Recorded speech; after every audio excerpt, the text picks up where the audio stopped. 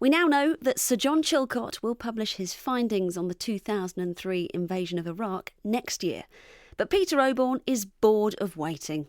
Here he is with his own verdict on the war.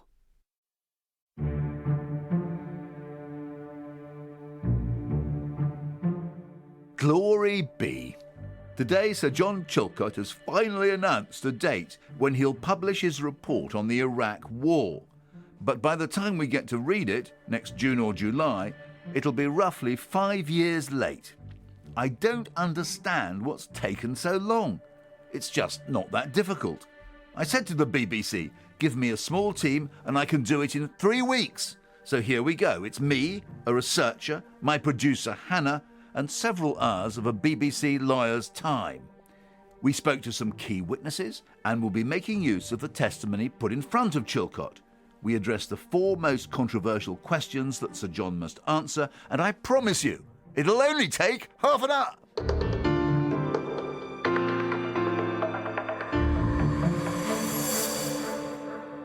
Let's go straight to question number 1.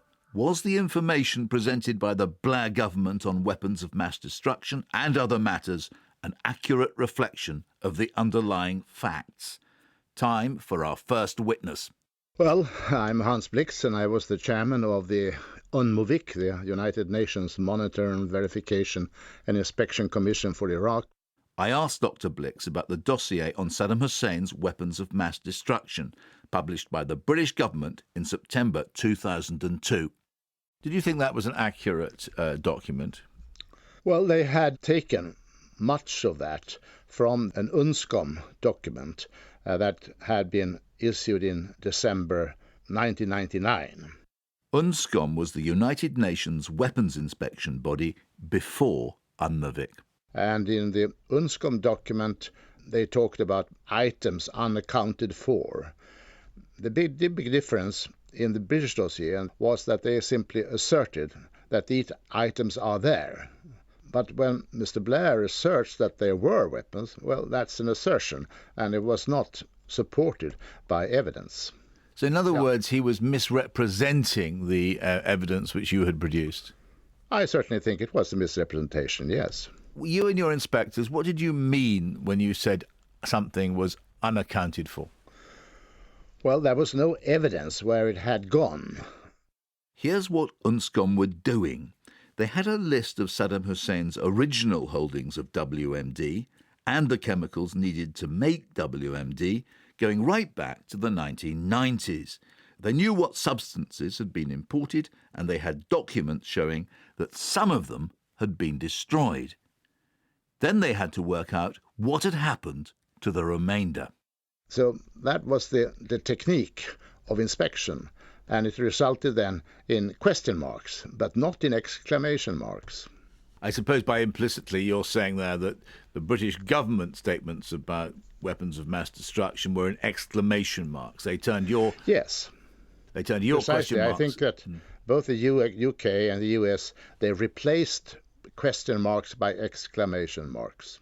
Tony Blair apologised at the weekend for the intelligence being wrong. But note that Dr. Blix is not describing wrong intelligence, but intelligence misrepresented, another thing altogether. Here's an example. Intelligence chiefs gave this assessment on the 15th of March 2002. Intelligence on Iraq's weapons of mass destruction and ballistic missiles programmes is sporadic and patchy. 3 weeks later, the Prime Minister said this in Texas. We know he has been developing these weapons. We know that those weapons constitute a threat. Witness number 2, Khan Ross, the UK's Iraq expert at the UN Security Council from 1998 to 2002. He was Britain's link with both the weapons inspectors and also the Iraqi government. This is what he was told by his Foreign Office bosses when he started out on his brief. I remember the meeting very clearly. The desk officer said to me, basically, we don't think there's anything there. We're justifying sanctions on the basis that Iraq has not answered certain questions about its past stocks. That's what I was told very clearly.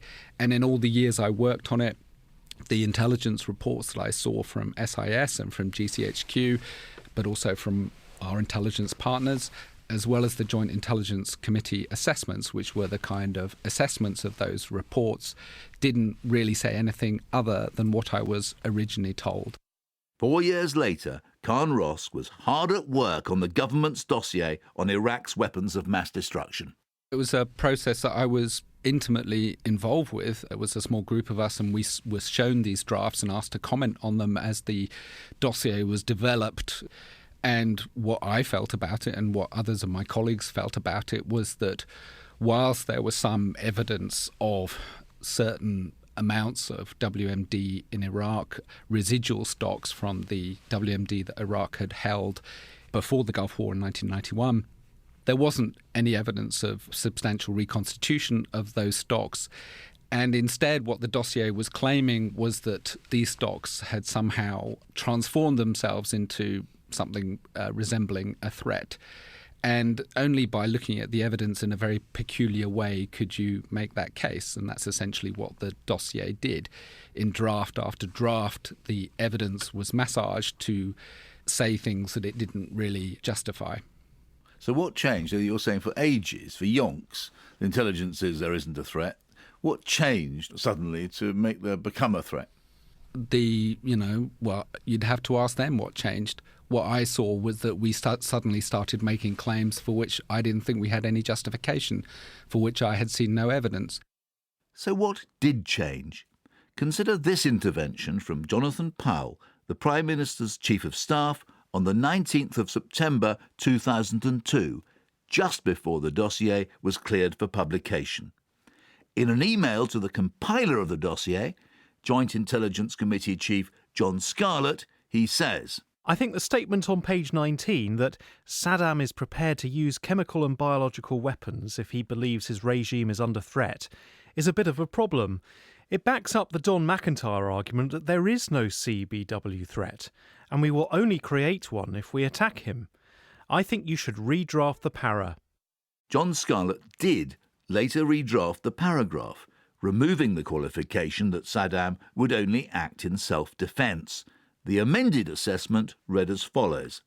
Intelligence indicates that as part of Iraq's military planning, Saddam is willing to use chemical and biological weapons, including against his own Shia population.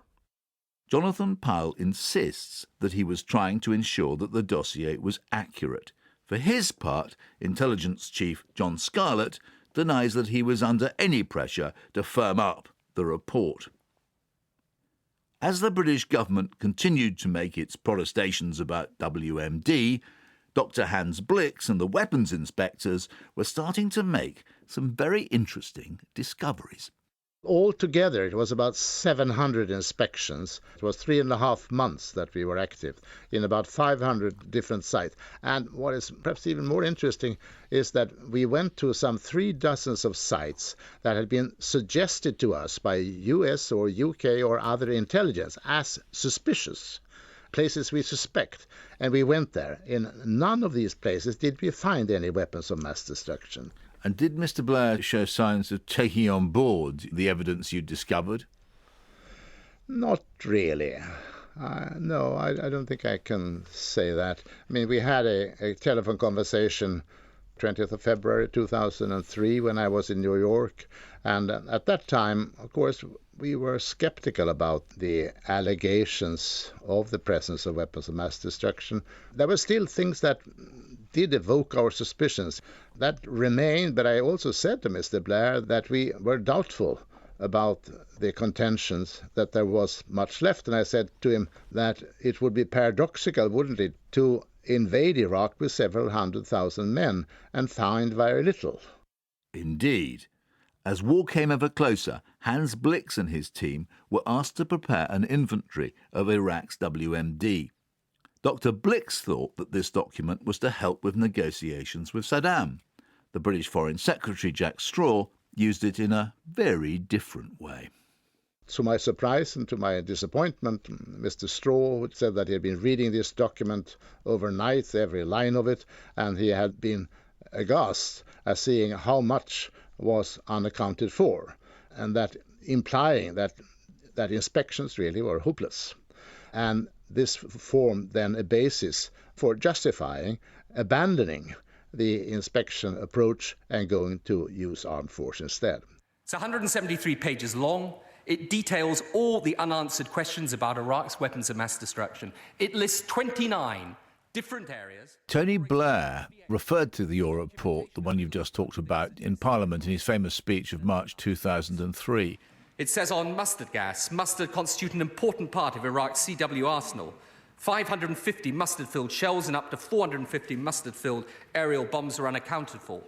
Was that an accurate quotation? No, I think that he selected parts of it and gave quantities of mustard gas, I think he talked about, that we had cited, but we had cited them as unaccounted for, and he implied that they existed.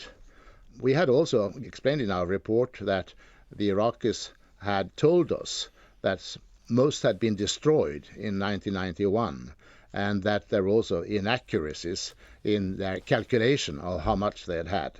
And I think that was plausible explanations, but there was no trace of that, if I remember rightly, in Mr. Blair's statement in the Parliament. It wasn't just Hans Blix who Tony Blair failed to accurately reflect. Je répète, la France s'opposera à cette résolution. Alors maintenant, qu'est-ce que ça veut dire? French President Jacques Chirac on French television a week before the war. Chirac's position was based on two main factors, really. Sir Stephen Wall, Tony Blair's advisor on European affairs. He's our third witness. One was, I remember him saying this to Tony Blair around the lunch table at the Élysée in Paris. Look, he said, I was a young subaltern in the French army in Algiers. War is a very bloody thing. And his other argument was that a sheer majority is not the same as democracy. Underneath all that was his view that there was no justification for a Security Council resolution authorising war except as a last resort. And he went on television when we and the Americans were trying at the last gasp to get a resolution through the Security Council and said words to the effect of, as of now, France will vote against. Ma position, c'est que, quelles que soient les circonstances, la France votera non parce qu'elle considère, ce soir, que... True, Chirac is saying that regardless of the circumstances, France will vote non. But note Chirac's crucial caveat. He's saying that this evening, ce soir, there are no grounds for waging war. Not that there never would be. But that is not how Downing Street portrayed it. I was walking down the corridor with Tony Blair and Alistair Campbell, and they were saying to each other that they would brief, and in particular brief the Sun, that Chirac had made it clear that in no circumstances was he prepared to go to war. And Alistair Campbell duly briefed, and I think it was out on the radio, because I had a phone call from Joyce Quinn, Labour MP, and she said to me, Stephen, I've just heard on the radio what Number 10 is saying about Chirac, but does the Prime Minister realise that isn't actually what Chirac said? And I said, Joyce, I think he does realise very well that that's not what Chirac actually said. That's amazing. So that what you're saying there is that Downing Street deliberately lied about Chirac's statement. Yes.